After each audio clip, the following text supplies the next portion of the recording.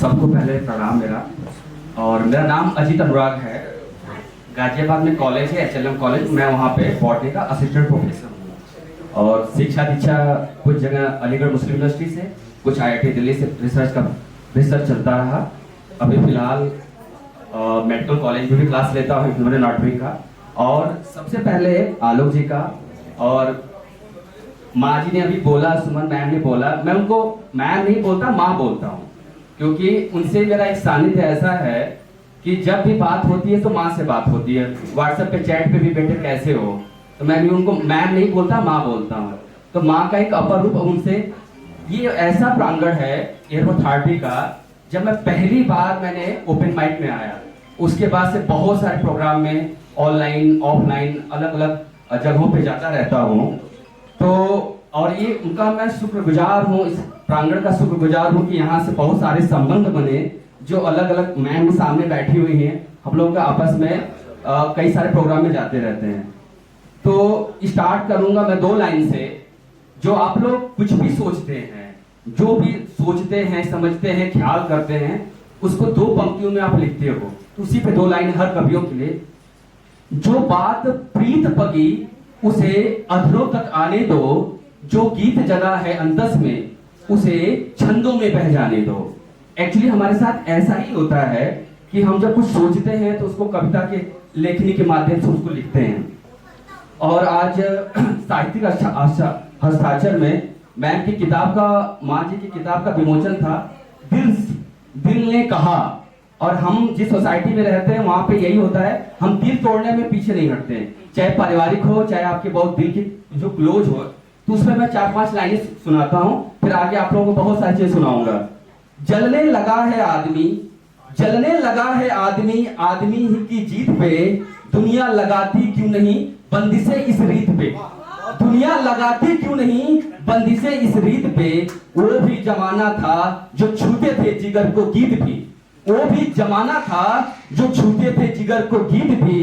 दिल को सुकून मिलता ही था, सब झूमते थे गीत पे, सब झूमते थे गीत पे। किसकी नजर गंदी हुई मालूम किसको पता। एक्चुअली कब किसकी नजर गलत पड़ जाती है किसी को नहीं पता। आपके घर जो आते हैं किसी को कुछ नहीं कह सकते हम, कब क्या किसका दिमाग थोड़ा सा इधर उधर हो जाए। किसकी नजर गंदी हुई मालूम किसको पता।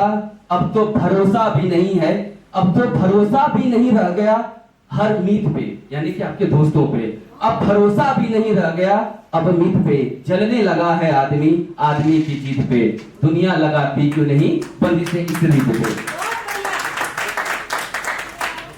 और मैं आपको अभी मेरी बहुत मुंह बोली बहन अभी असिस्टेंट प्रोफेसर हुई है, उसको साड़ी बांधने में दिक्कत होती है। उसने नया नया ज्वाइन किया है, तो और बार बार उसको लेट हो जाता है साड़ी बांधने, क्योंकि कॉलेज PhD करके निकली।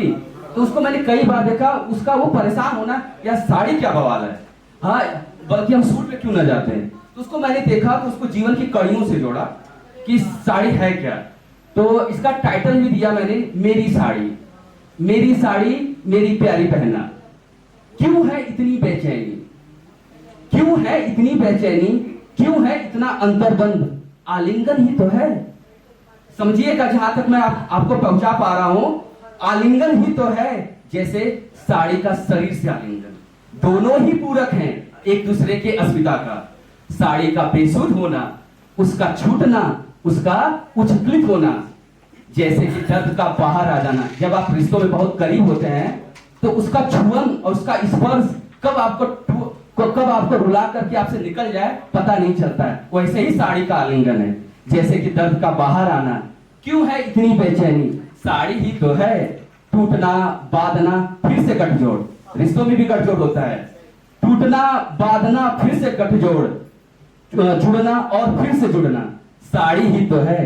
गांठ इतनी दृढ़ हो जैसे कि रिश्ते की गांठ दृढ़ होती है, कभी टूटती नहीं है। जीवन जब तक आपका रहता है तब तक चलता रहता है। वो ये गांठ इतनी दृढ़ हो कि फिर से साथ ना छूटे।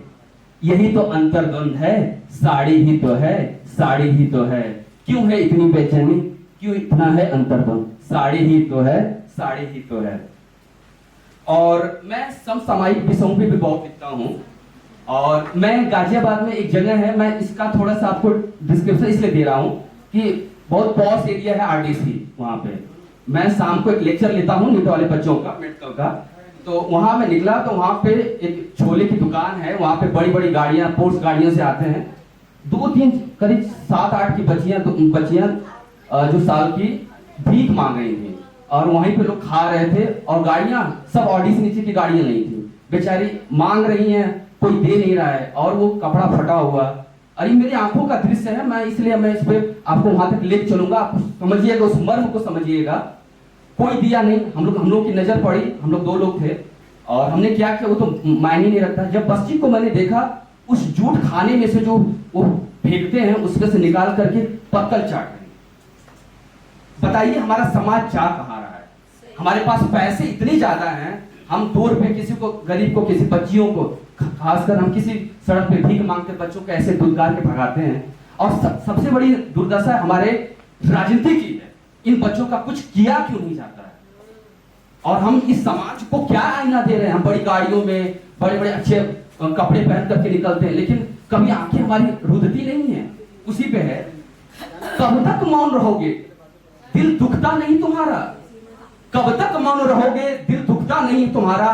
स्वांग रचते हो न होने का, यानी कि आप देख करके अनदेखा करते हो। स्वांग रचते हो न होने का, कब तक? आंखें तो खोलो, जागोगे नहीं, मृत्यु सैया पे हो क्या? यानी कि आप अनसुना करते हो। आंखें तो खोलो, जागोगे नहीं, मृत्यु सैया पे हो क्या? उठोगे कब? उठोगे कब? तुमको तुम्हारी अंतरात्मा प्रतिकार नहीं करती, तुमको तुम्हारी अंतरात्मा प्रतिकार नहीं करती। अल्हड़ सी बिटिया, अल्हड़ सी बिटिया स्वाभिमान से जीती, तुम्हारे मांगने में वो अपने अभिमान से जीती, तुम्हारे मांगने में अभिमान से जीती। कुछ कर क्यों नहीं देते? कुछ कर क्यों नहीं देते? भूख से आलादित। समझिएगा शब्दों का मर्म समझिएगा, वो दृश्य अपने सामने लाइएगा, जब वो बच्ची निकाल करके झूठे पत्तलों को खा रही हो, वो समझिएगा। भूख से आलादित उसके पेट की क्षुधा, ना मांग, ना अपेक्षा, ना चित्कार, बेबस हो जाना, जैसे जैसे झूठे पत्तलों से स्वांग भरती। क्या प्रकृति का अंतर्नाद, वो बेसुध थी, व्याकुल थी, भूख की मारी थी, बेसुध थी, व्याकुल थी, भूख की मारी थी। किसको दोष दूं मैं? किसको दोष दूं मैं? ब्रह्मांड, समाज, राजनीति और परमात्मा, किसको दोष दूं मैं? ब्रह्मांड, समाज, राजनीति और परमात्मा। तुम्हारा दोषी किसे मानूं? ओ अल्हड़ सी बिटिया, तुम्हारा दोषी किसे मानूं मैं? कब तक मौन रहोगे तुम? दिल दुखता नहीं तुम्हारा? स्वांग रचते हो न होने का, कब तक? सोचना जरा इस बात को आप लोग। आप भी कभी कभी ऐसी घटनाएं आपके सामने होती होंगी। कुछ नहीं जाता उन बच्चों के। मैं बहुत सारी चीजें नहीं बता सकता अपने बारे में, बहुत सारे एनजीओ से मैं जुड़ा हूँ और बहुत जगह जाता हूँ। मैं बच्चों का बर्थडे अपना सेलिब्रेट नहीं करता, उन बच्चों के बीच में जाता हूँ, उनको केक लेके जाता हूँ, किताबें, कॉपियां मैं बांटता रहता हूँ। मैं ये नहीं कह रहा हूँ, आप अपनी जिंदगी के कुछ पैसे उन बच्चों के लिए समर्पित करिए, और एक आप समाज, एक आईना ऐसा गठित करेंगे जिससे आपके आने वाले जो पीढ़ियां हैं वो एक अच्छे मार्गदर्शन का प्रारूप होंगे। मैं चाहता हूं आप लोगों से एक विनम्र निवेदन है कि इस चीज को ध्यान रखिएगा, कहीं ऐसा माहौल मिले या मौका मिले तो जरूर करिएगा।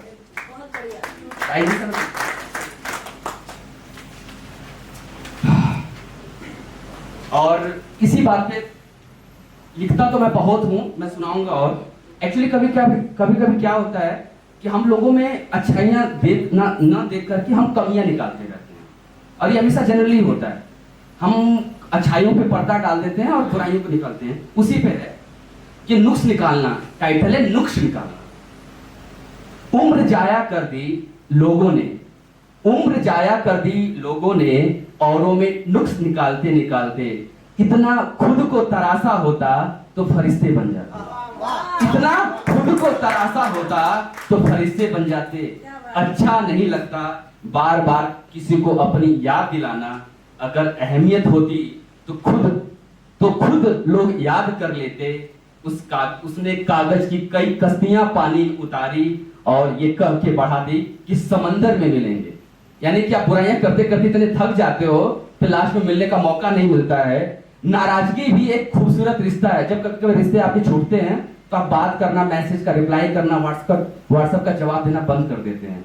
और इससे यही महसूस होता है कि अब सामने वाला बात नहीं करना चाहता। लेकिन अगर हम चाहें तो एक बार कम्युनिकेट अच्छे से करके रिश्ते को आगे बढ़ाया जा सकता है। इंसान है, परमात्मा नहीं है, अवतार नहीं है, गलतियां हो सकती हैं। और अवतार अगर होते तो हम परमात्मा होते, सिंपल सी बात है। तो उसी पे है, नाराजगी भी एक खूबसूरत रिश्ता है, जिससे होती है वो दिल और दिमाग दोनों में रहता है।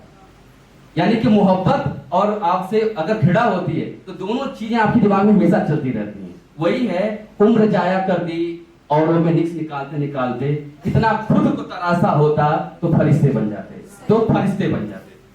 अच्छा, टाइम और बहुत बहुत धन्यवाद। 4 लाइन सुनाता हूं बस, उसके बाद मैं अपना स्थान ग्रहण करूंगा। ये वो कविता है, आपने कभी कभी गुदगुदाया होगा कि आप अगर किसी से प्रेम करते हो, अब एक तरफा प्रेम की ताकत क्या होती है, और वो आपके सामने से गुजर जाए और आप सोचते हैं कि उधर से कहीं इंडिकेशन मिल जाए। तो यहाँ पे कम उम्र, यहाँ से बहुत सीनियर लोग बैठे हुए, तो शायद ये रास्ता गुजरा होगा। कौन आया होगा, कौन आया होगा, मेरे दरवाजों को हवाओं ने हिलाया होगा, मेरे दरवाजों को हवाओं ने हिलाया होगा। मत धड़क ए नादान दिल, मत धड़क ए नादान दिल, खत पड़ोसी के घर आया होगा, खत पड़ोसी के घर आया होगा। बहुत बहुत धन्यवाद, थैंक यू।